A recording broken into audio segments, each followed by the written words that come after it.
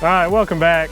We're still messing with this quick coupler, but we're at a friend of ours' house. The person who has the quick coupler this thing's modeled after, and we're at the big payoff.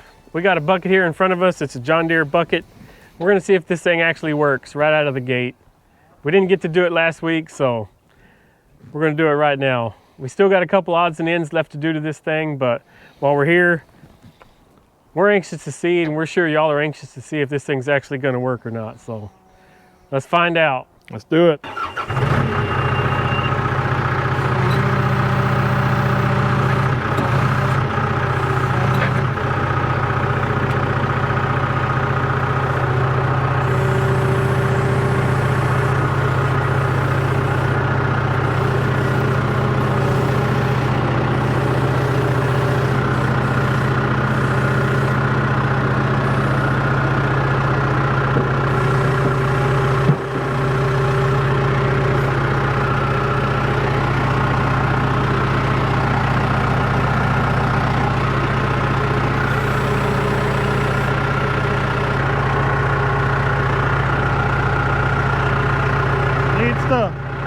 The coupler needs to come this way a little bit.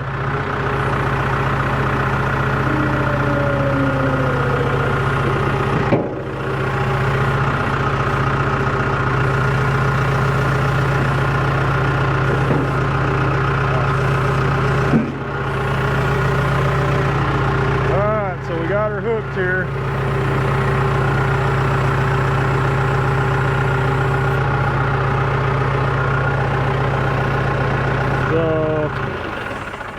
Yeah, it's the notches. Okay. Yeah, so we got to put the notches in it. Yeah, so it's hard to see here, but you can see right up in here, there's a little block welded to the bucket. And so on the original John Deere coupler, it's got a notch out of the plate there on the coupler for that to sit down. So we're gonna have to notch that out a little bit. Take that down a little, because I don't know if you can, if it'll show up in the camera, but we're off just a little bit on our pin because of that not sitting in there. Yeah, we knew that was a thing. I just couldn't remember whether or not I incorporated that feature into mine or not, but I knew his had it. And we'll show you what we're talking about on his here in a few minutes when we get over there. But yeah, there's just a little notch where that block rests in there. I'm not sure why they did it that way, but I guess I did it the same way, so we got to add it. Yep. But that's why we're here, to find out. So we got to add that to our list of little to-dos to finish this thing up. So you can see the marks here and here. Take that off. We're going to start probably 1/4 inch, which will take us almost probably right to the edge of that weld or close to it. See what we get there. And now with the bucket off, you can see the block we're talking about. So without having that notch for that block, we're not lining up good for our pins. So knock that out real quick.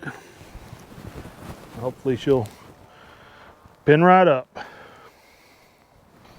Well, we brought some of these blocks. These are ones that need to get welded on the coupler. Got our templates. This is the inside one, and this is what bumps the blocks on the coupler. Like he just talked about on the John Deere attachments, the block is on the attachment arms. And I guess this is for aftermarket attachments that go on the inside ones, and they bump a block that's welded to this. So these will be welded right here, more or less. And this arm, when you go to hook up, that's the stop to line up the pin. So we need to locate these.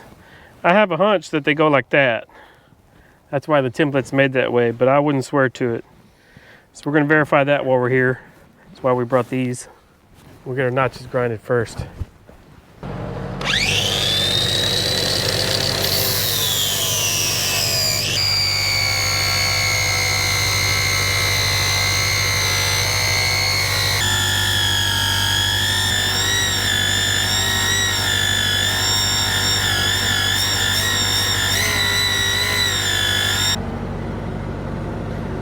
All right. Well, I don't think we're there yet, but I don't want to go too far either. So we'll go ahead and try that.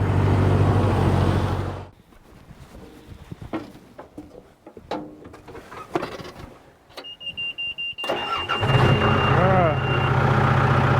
Try this again.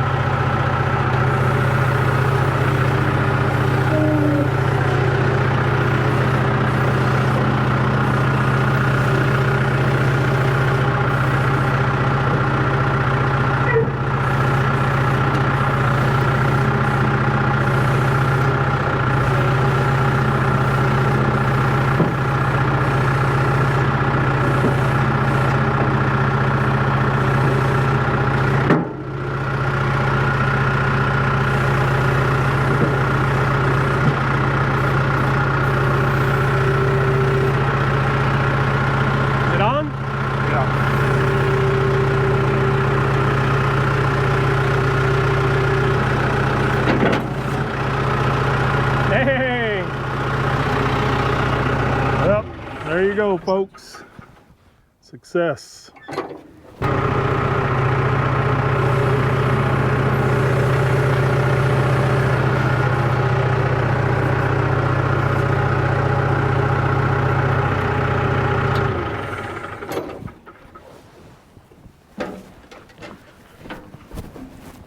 Good deal. Yep. Call it a win. Yep. So now we need to do is go over there to where his tractor is, and we'll get some measurements over there and locate our blocks like we talked about. And we want to get some measurements on his forks because we're going to build those next. So let's head over there. All right, so here we are at this factory coupler. You can get a little bit better idea of what we were doing over there. Here's the notch we just put in it. Not entirely sure why it's designed that way instead of just moving that block back 1/4 of an inch to rest on that surface, but that's how it is. So now what we're going to do is figure out where these blocks need to go in here. It's a little like a 1x1 square block, and this is the inner hook where I'm assuming aftermarket attachments hook up. Some company does.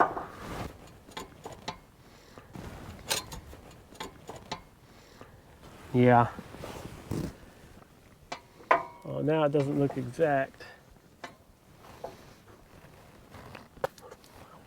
Guess we should have left it running and see if it'll hook up. It looks like I made it that way.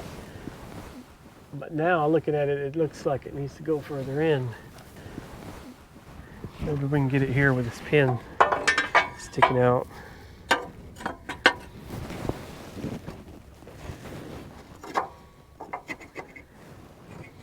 Well, I mean, it's dangerously close. Yeah, it's just a hair off. Yeah.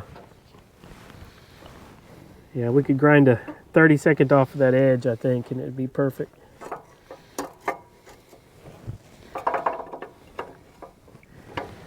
Just to be totally fair, this ain't the exact coupler. It's a different machine. It might have been a 32nd off of this one for all I know. Yeah, that's possible too. Because we're not talking about much. We're talking about a frog hair's difference of this thing not going on. So that's why this was made square. I mean, it's been a while since I made these templates. So now we know, and that thing's got an angle on it. Square that off and it'd go right on. So we can use this to locate the blocks on our coupler. That's one more thing off the checklist. Mm-hmm. So now what we're going to do is get some measurements off of these forks. I'm going to template out these arms. You know, there isn't anything about them that's especially critical. I don't know that my forks, the ones I got, would be this exact spacing.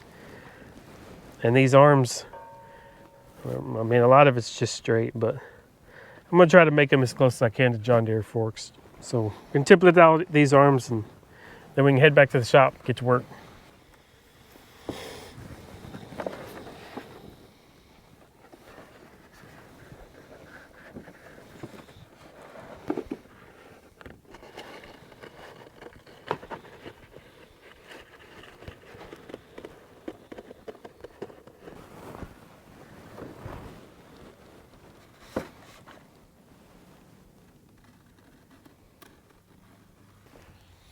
All right, we're back. We had a little more arts and crafts time. We made a new template, so it's a little bit cleaner. And we made our adjustments here for our rails. They're a little bit different, but this outside shape is all the same. We just made adjustments here. This is where our rails will sit. We're not going to get quite as fancy. They had a little shelf in here, and then it was notched out, and then it came back out. Basically, they had built-in gussets. We're just going to leave it full here.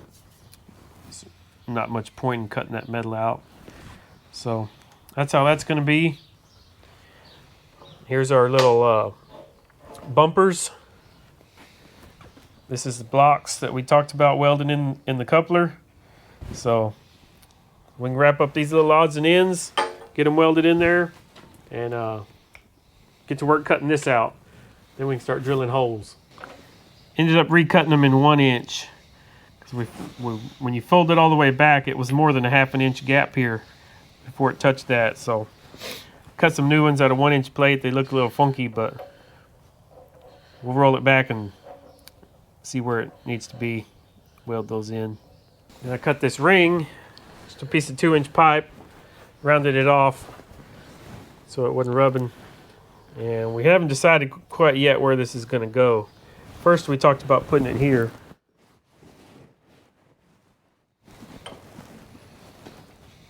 To hold these hoses away from this thing, because at one point they were trying to get pinched right here. So we decided we need to do something with them. But we may go behind these two, weld it here. I don't know if you can see my hand there. We may weld it right there. But come behind those. Come in from the side. I don't know. We'll figure that out. But Yeah, I'm kind of leaning toward that being the best bet. yeah, as long as we don't run into problems here. Yeah. This thing lays back. I think that'll be the best bet too. We'll hammer this little stuff out and move on.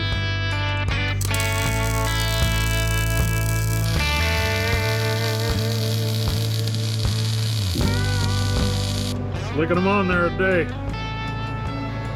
Yeah, I don't know about that. We'll let the internet decide.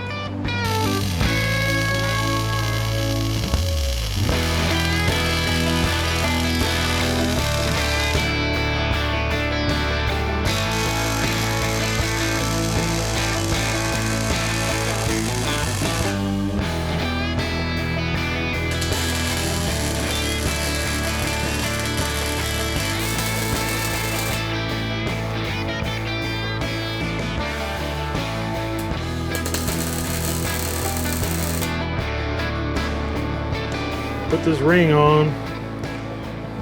These hoses here will end up running through there, and that's going to kind of keep them in place, keep them out of the way of everything, keep it from pinching here.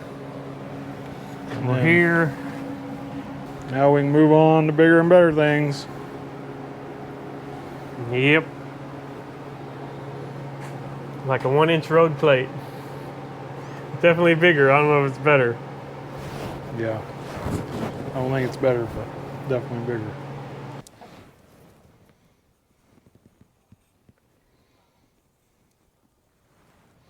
Well, we got them all laid out. Yeah, kind of hard to see the marks, but it's there. Gonna try to make these straight cuts with that circular saw. Because if you've ever had to grind torch cut in 1 inch plate, it is not fun. So gonna cut this line all the way up here just to get this little bit, and then cut that line here, get that, cut this line here, and we can cut this one too. We'll have to torch cut all this round stuff. So it's gonna be plenty of grinding in the end. Yep, lots of grinding. I knocked these cuts, because this is all flame cut around here. I knocked that down a little bit. Try to get through that heat affected zone, because it'll tear up the carbide on those saw blades. But we'll see what happens. I've never used it on 1 inch plate, but cut a lot of 1/2 inch and it did fine, so hopefully it'll get right through there.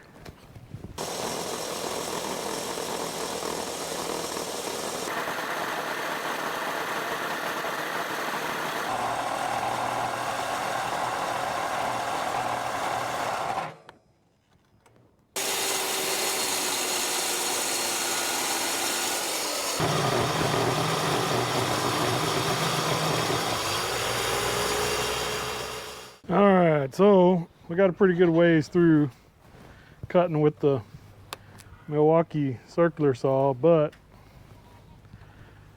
we done burned through the blades. The Milwaukee blade burned up, and we put this junk sucker on there, Diablo Steel Demon. Says it lasts 5 times longer. That's a lie. It lasted about 1/5, no, 1/50th as long. Burned it up in about 2 minutes. Probably not even that. Yeah. I've been using that Milwaukee blade for weeks. 1/1000th. This blade's been on there for weeks, getting a lot of use. So anyway, we're out of blades on that, so it's time to get out the liquid wrench. Yep, we're gonna have to do it the old-fashioned way. Like the rudimentary tools and elbow grease. Yeah, doing lots of grinding. Oh my God. Some smooth cuts, Holmes. I don't know, I'm not really feeling it today.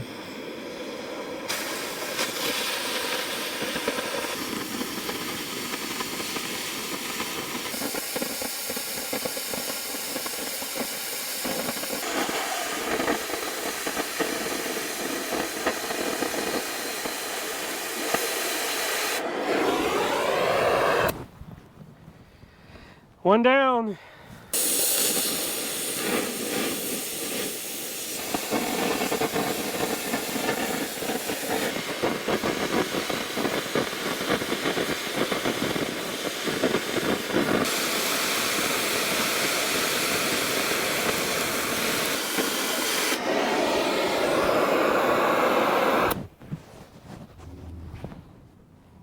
Let the fun begin. No!